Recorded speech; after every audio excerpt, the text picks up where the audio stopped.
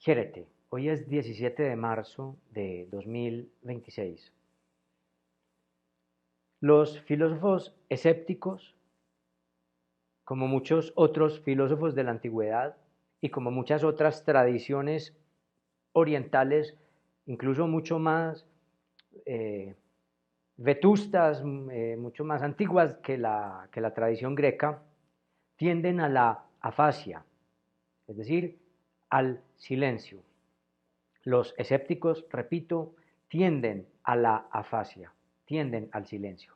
En la lengua greca antigua y odierna, el vocablo afasia que aún se usa, afasia, es silencio. ¿Qué significa afasia? Esa A es una A privativa, A es sin y ese fasía es ahí la composición del verbo fimi o decir, que da un sustantivo muy interesante que todavía conservamos en castellano a través de la herencia de la lengua latina, que es fimi, fimi, que en dialecto creo que dórico o incluso jonio se podría decir fama, y fimi informática y fama o a fama o ja fama puede ser con otra pronunciación, a fama o ifimi, ya en ático, ya en eolio, dórico, jonio creo, ya no me acuerdo, bueno.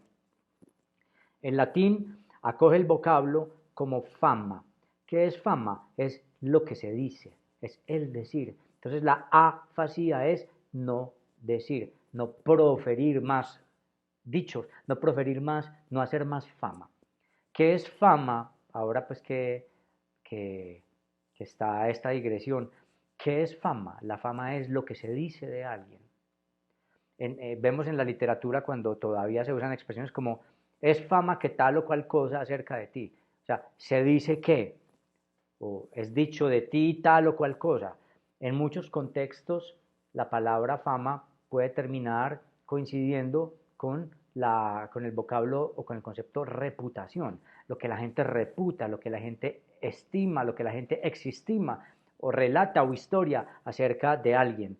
Para Homero, el poeta, y para la lógica épica, uno de los conceptos más importantes de justificación de la existencia era la famosa histerofimia, o sea, la fama ulterior una vez que el héroe hubiese fallecido. Era una de las preocupaciones de Aquiles, de los héroes, que se irá a decir de mí, las acciones y los esfuerzos, las aristías u optimaciones de los héroes no eran solo una cuestión personal para jactarse de su superioridad, que quizás sí, sino también porque a toda hora se sabían, digamos, observados por los dioses y observados por la posteridad. Ellos vivían para hacer una biografía, ellos vivían para ser recordados, ellos vivían para ser modelos de la paideia o educación. Así pues que la histerofimia es un concepto muy interesante que de pronto aborde en algún otro video en algún momento. Es un concepto importante para el mundo épico, ser recordado para educar en un modelo de virtud. Las tragedias existen o llegaron a existir gracias a la histerofimia. Usar a X o a Y héroe como modelo de virtud, como modelo de tragedia o como modelo de aquello que no se quería emular, como fuere. La fimi es la fama, es el decir, lo que la gente dice. Claro, este concepto de la histerofimia y de la fama queda completamente cuestionado, rebatido, rechazado o desaprobado, por ejemplo, por los estoicos, que dicen la opinión de los demás no nos pertenece. Ser esclavo de la opinión de los demás, estar pendiente de la opinión de los demás nos hace esclavos. Lo mismo pensarán muchos de las escuelas helenísticas, los cínicos, los hedonistas. Bueno, eh, el concepto de la histerofimia como modelo épico estaba ya cuestionado para la época helenística y sobre todo para las escuelas filosóficas.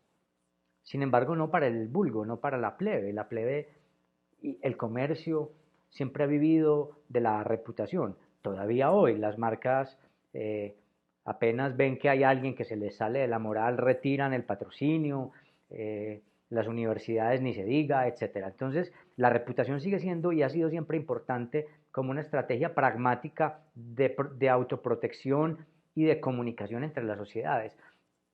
Hay inmoralistas, hay inmorales, hay amorales y hay sujetos que se retiran, cuestionan o desobedecen la moral.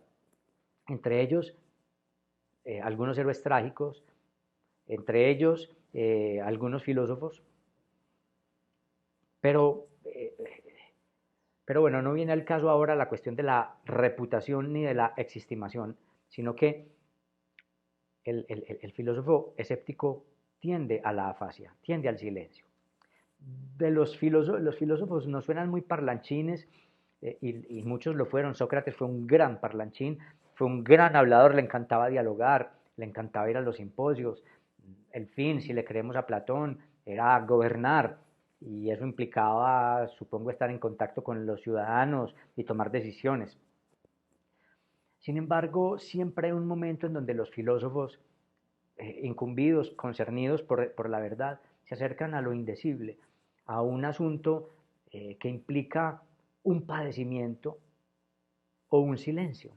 En Sócrates es evidente en textos como el Simposio, está sugerido en textos como el Simposio, perdón, es evidente en términos, en el texto del Fedro, donde hay una eupacia o una efpacia de lo divinal, de la idea en sí, del arquetipo, pues, o del principio en sí. Del mismo modo se infiere, por ejemplo, en el ascenso erótico con Diotima, en el Simposio. Se dice que Pitágoras, anterior a Sócrates, que Pitágoras era más importante lo que se le decía a los iniciados que las enseñanzas, digamos, públicas que se filtraban a veces, y más importante aún el momento de silencio, el momento místico, ya de los pitagóricos. Del mismo Platón es más importante el mismo Sócrates platónico es más importante lo que nunca se pudo decir. Recuérdese que el Sócrates platónico decía, solo sé que nada sé, o una cosa sé, que nada sé.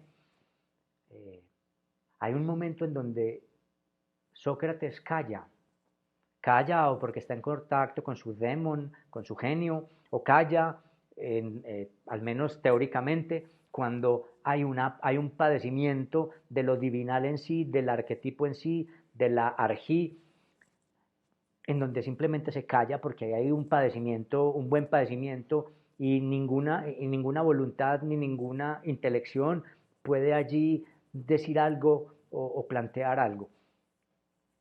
Pero ¿para qué calla el filósofo escéptico? El filósofo escéptico tiende al silencio no como modo de superioridad, porque ha suspendido el juicio. Eso sería más bien un semblante, sería más bien un disfraz, sería más bien una máscara ante los demás, ¿cierto? Mira, este debe ser muy sabio porque calla y sonríe. No, yo no creo que, o así no entiendo el escepticismo. No faltarían quienes se servían del semblante de los filósofos para hacerse famosos o para ser adorados. Pero si tomamos con seriedad el corpus, el corpus escéptico, en este caso, porque lo mismo podríamos decir de los cínicos, por decir cualquier cosa, si tomamos con seriedad el corpus escéptico, o por lo menos como lo presenta Sexto Empírico, podríamos inferir que el silencio es uno de los modos de permanecer prudente. Se habla solamente cuando haya menester o cuando sea menester una discusión filosófica para cuestionar los dogmas del otro, ya se ha dicho en otros videos, pero también como una conquista de la ataraxia, de la imperturbabilidad. El escéptico también sabrá que está liberado del dogma, que está liberado del tener que convencer a los demás de dogmas, en teoría, porque si cuestionamos el principio rector del escepticismo, que es no sabemos qué puede hacer la verdad, quizás todo lo que se ha dicho sea falso, pues también esa afirmación podría decirse que es falsa, pero eso es otro tema para otro día y es la paradoja de los escépticos, que es la misma paradoja que se le plantea al nihilismo, o muy parecida a la paradoja que se le plantea al nihilismo.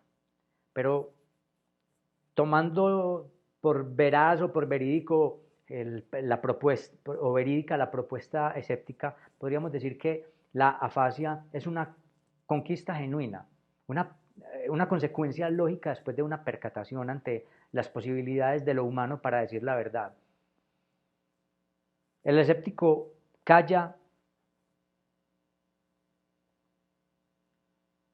porque está tranquilo ante la advertencia de las imposibilidades de lo humano para acceder a la verdad, que equivale a callar ante por mor de la percatación de las posibilidades de lo humano para la verdad. Es decir, ¿cuáles son las posibilidades de lo humano? La parcialidad, el dogma. ¿Cuál es la imposibilidad de lo humano? Acceder a una verdad cabal, acceder a una verdad hasta el momento con un criterio de verdad suficiente. Eso libera al escéptico del tener que estar haciendo sistemas filosóficos, de estar planteando congruencias. Y si estudian la lógica no es para encontrar qué es la verdad no es para hacer silogismos, sino para plantear que todo dogma, todo acerto es imaginario, todo acerto tiene algo de delirante. Incluso los silogismos aristotélicos, se diría. O sea, también se puede cuestionar los silogismos aristotélicos. El filósofo calla, el filósofo llega a una afasia para no tener que decir de más. Se ha liberado de la necesidad dogmática de andar diciendo de más. Y a veces, esto es muy interesante porque Pirrón de Elis fue general de Alejandro Magno y viajó hasta la India con él. Y se supone que él se convirtió al escepticismo después de hablar con un gimnosofista. Es decir, con alguien de la filosofía oriental que es sabido, que plantea la disolución del yo, el silencio y las iluminaciones como abandono, como amor al vacío o al silencio. Entonces, es muy interesante porque ya en la filosofía de Pirrón uno advierte quizás atisbos de filosofías indias pasadas por los filtros conceptuales del mundo greco. Callar es estar liberado del tener que andar hablando de más. Incluso uno podría aseverar que hasta que no se demuestre lo contrario con un criterio de verdad suficiente, todo hablar es un decir de más. Todo hablar es una epilogía. Epilogía no es solamente, como se entiende hoy en la lengua greca, una elección, el acto de elegir, epilego, sino también en el mundo antiguo significaba decir más allá de o encima de lo que ya debería haber sido dicho. Epílego, epílogi, también es un hablar de más. Entonces todo hablar siempre también implica en cierto modo una epílogi. La afasía, si es genuina, en el escéptico, será una percatación de que hasta que no se demuestre lo contrario, todo hablar tiene algo de epílogi. No solamente de elección, sino de sobrante, de decir de más. Y esto es muy interesante porque coincide de algún modo con el silencio de los sabios orientales. Otro día hablaremos de eso, de ese fenómeno que se llamó después de Alejandro Magno el greco-budismo, pero